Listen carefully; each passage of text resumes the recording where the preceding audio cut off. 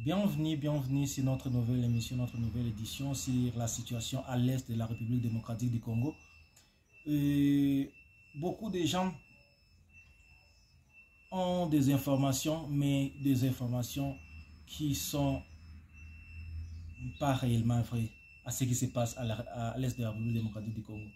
Et pour comprendre vraiment ce qui se passe à l'est de la République démocratique du Congo, tu dois comprendre les motivations, les objectifs et la cause de toutes ces manœuvres, toutes ces manipulations qui se passent à l'est de la République démocratique du Congo. La première chose, c'est qu'on doit comprendre quelle est la motivation du M23.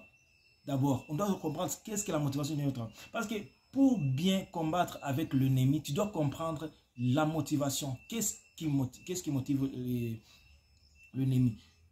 Pourquoi il combat? Souvent, tu écouteras les gens du M23, ils vous disent « Oh, nous sommes en train de combattre pour les peuples rwandophones à l'est de la République démocratique du Congo. » Mais ce que je vais vous dire, c'est faux et archi faux. Ces gens-là ne combattent pas pour les rwandophones, comme il le dit, mais ils combattent pour un but clair dont beaucoup ne veulent pas parler, mais beaucoup ne veulent pas mettre au clair. Cette groupe-là, ce n'est pas un groupe seulement terroriste, non. Quand le gouvernement congolais dit c'est un groupe terroriste, non, ce n'est pas un groupe seulement terroriste, c'est un groupe tribaliste. C'est un groupe tribaliste. C'est un groupe divisionniste. C'est un groupe ethnique. C'est un groupe qui est là pour faire la génocide des autres peuples qui ne sont pas des peuples Tutsis. C'est ça l'objectif de ce mouvement-là. C'est un mouvement qui a un objectif de, comment on peut dire, de tuer tout ce qui n'est pas, pour les génomies Tutsis dans la région. Et cette politique-là n'a pas commencé hier. C'est pour cela que cette guerre a duré déjà plus de 20 ans. Ça ne se termine pas. Parce que beaucoup de nos dirigeants ne comprennent pas la motivation de cette guerre. Cette guerre n'est pas là pour défendre les intérêts des gens qui parlent le Kinyarwanda. Non. Parce que les Congolais n'ont jamais eu de problème avec les gens qui parlent le Kinyarwanda au Congo. Parce qu'au Congo, nous avons plusieurs ethnies. Nous avons des gens qui parlent différentes langues. Nous avons plus de 450 ethnies. C'est-à-dire, ce qui intéresse les Congolais, ce n'est pas ni l'ethnie des personnes, ni la langue que les gens parlent. Parce que nous sommes une nation avec une diversité totale. Alors, quand les gens disent que leur motivation de la guerre de l'Est, c'est à cause d'une minorité qui parle une certaine langue, c'est faux et archi faux. Alors, les vraies causes de la guerre de l'Est, les vraies causes des problèmes de l'Est, dont la communauté internationale et l'Union africaine fait semblant de ne pas reconnaître et fait semblant d'ignorer, mais en réalité, il connaît la vérité. L'histoire commence en 1994 d'abord. Avant de parler des tragédies qui s'est passées en 1994, on doit commencer avec l'histoire du FPR. L'histoire du FPR. Avec le mouvement de Paul Kagame ils essaient de parler du mouvement de libération du Rwanda, tout ça. C'est par là que l'histoire commence. On doit commencer par comprendre cette organisation-là qui était dirigée par Paul Kagame avec son parrain. Il faut comprendre qui était le parrain de Paul Kagame pour causé la génocide rwandaise? C'est qui? Il faut d'abord comprendre tous ces enjeux pour comprendre le problème de l'Est de la République démocratique du Congo. Quand les médias, les gens parlent beaucoup des histoires à Kinshasa, souvent ça me fait mal parce que pour comprendre ce qui se passe à l'Est, tu dois être quelqu'un de l'Est d'abord. Tu comprends combien de gens tu as déjà perdu et comprendre comment ça fait mal avec ce qui se passe à l'Est de la République démocratique du Congo. Alors, tout a commencé quand? Tout a commencé en Ouganda. Ça n'a pas commencé au Rwanda. Tout a commencé en Ouganda avec un politique d'expandre l'empire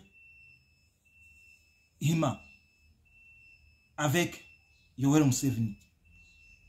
Alors, parce qu'il venait de prendre le pouvoir en Ouganda, tout autour de lui, il y avait le pouvoir des autres personnes qui ne s'intéressaient ni de l'ethnie, qui ne s'intéressaient ni de l'hégémonie des gens. Alors, il se sentait, parce que la nature de telles personnes, c'est de vendre la division pour régner. Alors, il y avait un groupe de Rwandais qui habitait en Ouganda, qui a commencé à former.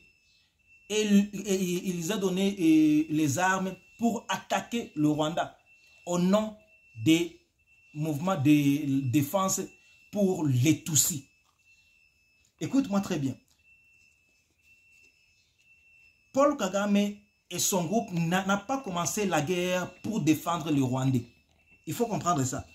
Il était là pour faire la guerre, pour faire chuter, faire tomber le gouvernement en place, afin que les Tutsis puissent être au pouvoir.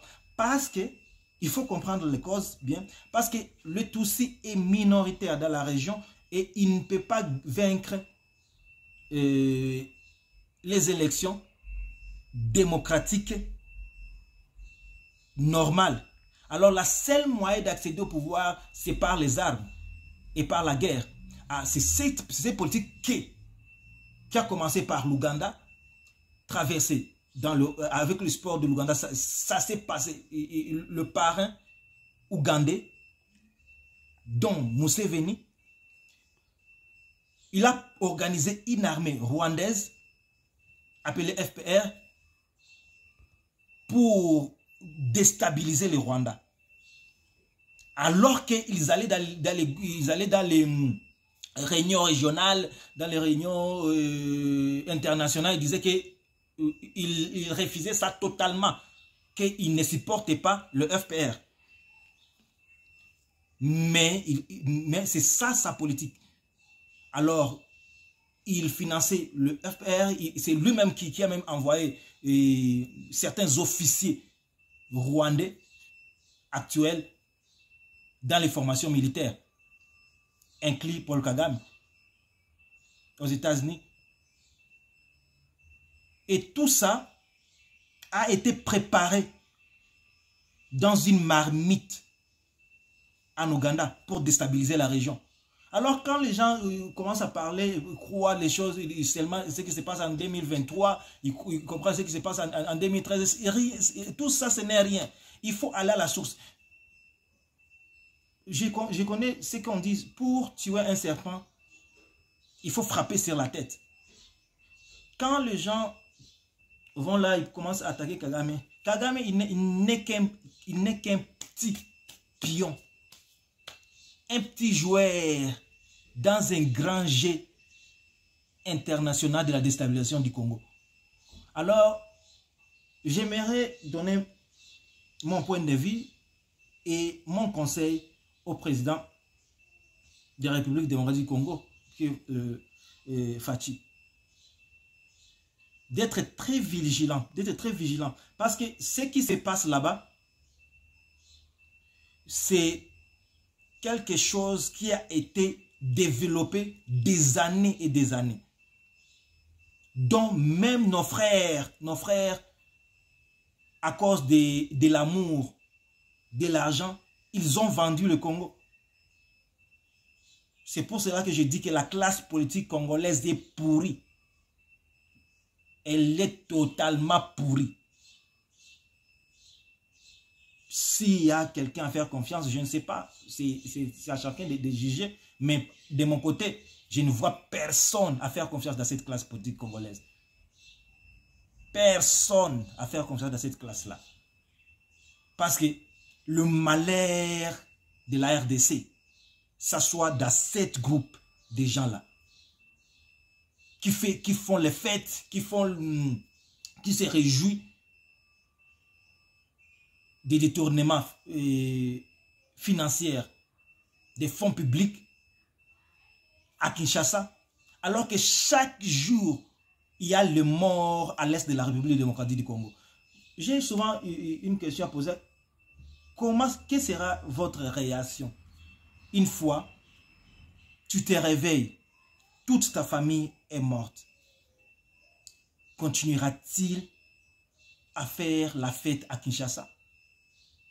Quelle sera votre réaction une fois c'est réveillé? Le Congo n'existe plus. Continuera à faire la fête à Kinshasa. C'est ce raisonnement-là dont beaucoup de gens ne comprennent pas. C'est pour cela, dans cette vidéo, j'ai voulu éduquer mes confrères, mes frères et mes amis sur la situation de l'Est de la République démocratique du Congo. L'objectif, ce n'est pas seulement de déstabiliser la République démocratique du Congo, c'est de tuer tout ce qui n'est pas Tutsi dans la région, afin d'implanter une nouvelle communauté, appelée communauté Tutsi, dont il ne veut pas parler officiellement.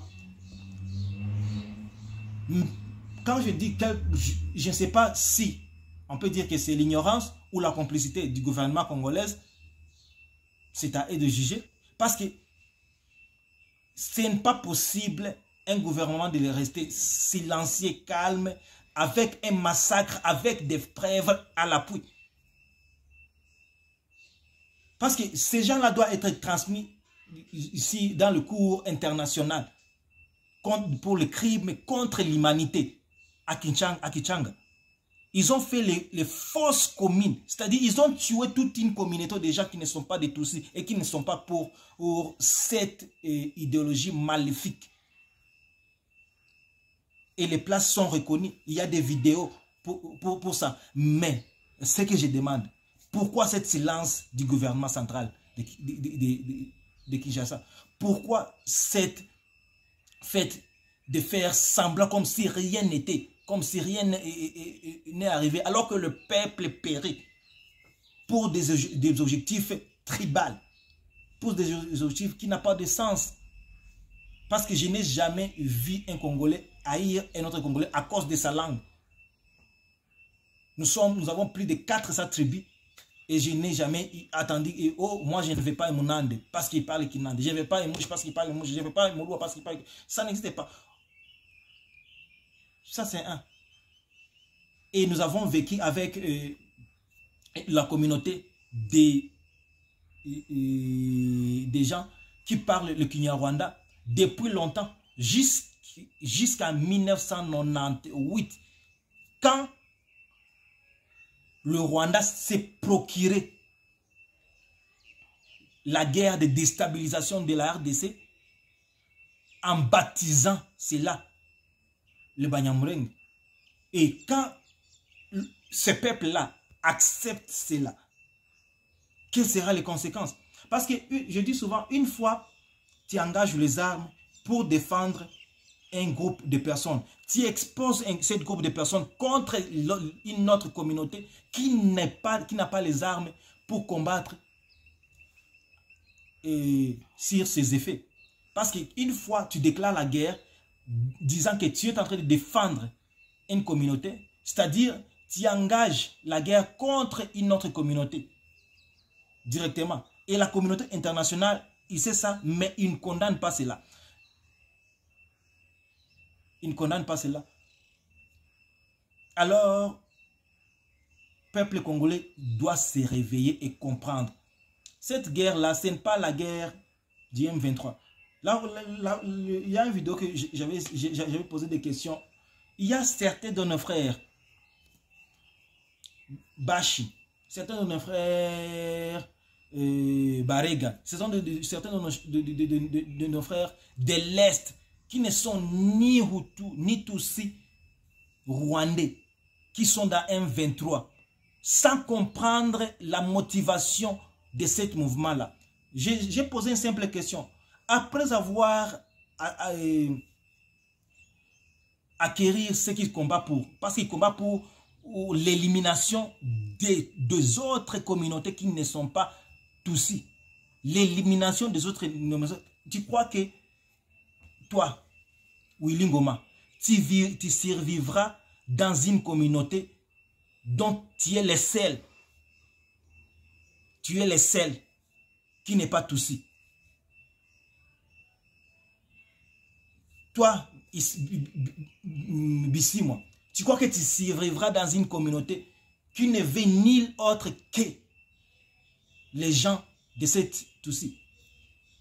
Il faut, même si on est moins intelligent, on peut essayer d'utiliser la petite intelligence que nous avons pour prendre des décisions un peu sages, juste pour l'avenir de vos enfants. Parce que bientôt, vous êtes en train de faire la guerre contre la RDC pour que la terre congolaise soit soumise à l'occupation pas rwandaise.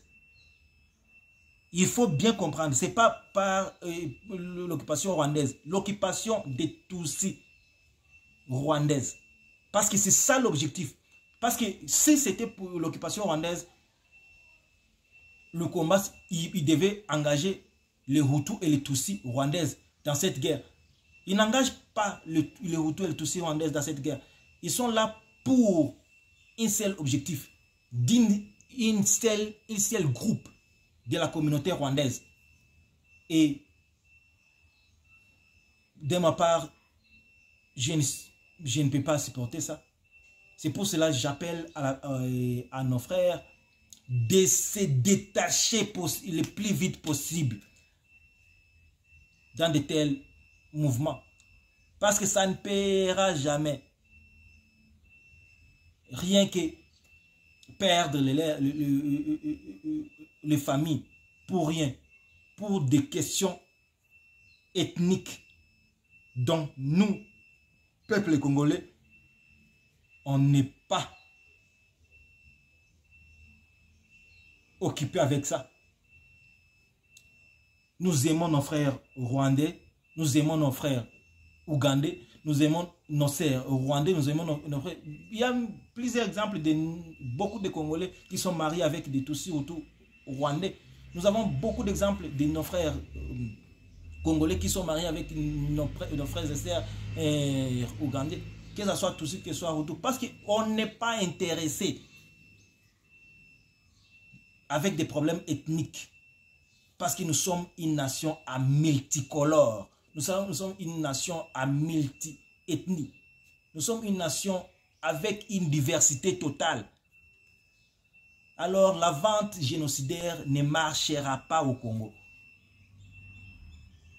Et bientôt, je sais, nos frères rwandophones, nos frères qui parlent le Kinyarwanda, ils vont se rallier pour bourrer dehors cette business qui a payé peut-être au Rwanda et croit que ça va payer aussi en RDC. Ça ne payera pas en RDC. Parce que même si le Rwanda engage la guerre totale avec la RDC, ça me fait même rire. Parce que même si tout le peuple rwandais devient le militaire,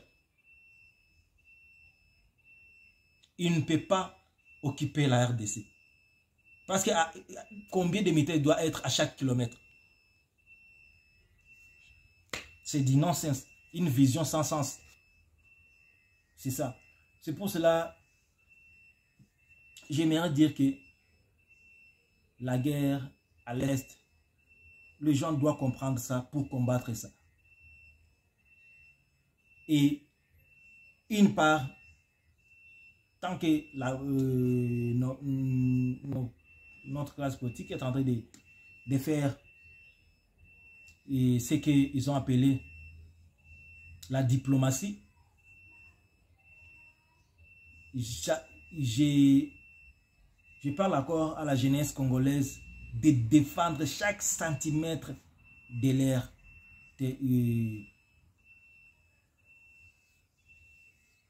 leur pays. Parce que personne d'autre ne le fera.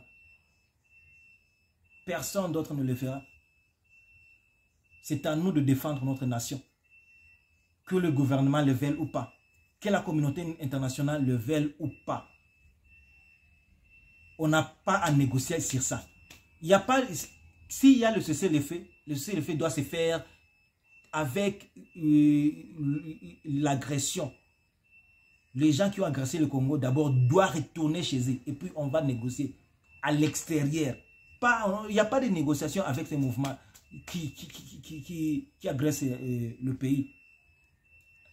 Tant qu'ils sont à l'intérieur de notre nation. Et demander qu'on puisse déposer... Comment est-ce qu'on peut demander aux gens de déposer les armes, de faire le CFE, alors que mon village est occupé? Ma famille est en train d'être ligotée. Ma famille est en train d'être tuée. Et me dire que de déposer... Comment est-ce que tu peux expliquer cela? Je vais amener la communauté internationale à la résonance. Qu'est-ce qui s'est passé? Qu'est-ce que la communauté internationale a dit quand la France a été occupée par l'invasion extérieure et les Français ont décidé d'appeler à tous les Français de prendre les armes pour défendre Paris? Qu'est-ce que la communauté internationale a dit? Ils ont dit que les Français n'ont pas le droit de défendre leur nation contre l'agression extérieure. Qu'est-ce que ces gens-là sont en train d'essayer de nous parler? Nous avons les pleins droits dont ni le gouvernement congolais, ni la communauté internationale n'a le pouvoir, n'a le droit de stopper le peuple congolais de défendre leur territoire. Et on n'a rien, et on n'a personne à justifier qu'est-ce que le Wazalendo. On n'a personne. Si tu ne comprends pas, tu ne comprends pas. Alors tu dois aller dans le dictionnaire pour comprendre. Mais je vais aider ceux qui veulent comprendre. Être un Wazalendo, c'est-à-dire être juste un patriote. Et tout le monde est patriote dans son pays. Quand il est question de défendre les intérêts supérieurs de la nation. C'est ça. Le mouvement terroriste, génocidaire, il faut commencer à augmenter ce mot-là. C'est un mouvement terroriste génocidaire. M23 ne survivra jamais en RDC. Ça ne survivra jamais en RDC. Et le peuple congolais sont prêts à aller à une guerre même de 1000 ans. Et cela ne sera jamais une rêve qui s'accomplira en RDC. Parce que il y a des rêves que les gens croient qu'un jour ça s'accomplira.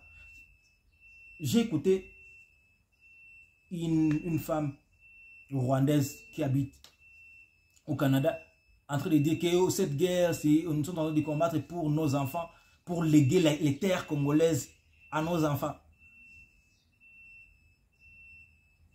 Arrêtez cette rêve. Et c'est lui qui vous a inculqué cette rêve.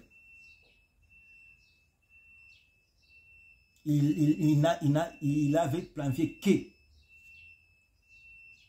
votre défaite. Parce que ça ne se réalisera jamais, jamais. Jamais. Dans cette terre de Patrice Lumumba. Ça ne se réalisera jamais. Bienvenue encore dans notre émission. Pour la prochaine, je vais essayer de vous montrer noir sur blanc des désordre qui se passe à l'Est et qui sont les commanditaires de ces faits-là. Restez connectés, abonnez-vous et laissez votre commentaire pour qu'on puisse continuer à parler pour notre nation, pour l'Afrique entière, comme notre confrère burkinabé dit toujours, la nation ou la mort, nous vaincrons. Merci beaucoup. À la prochaine.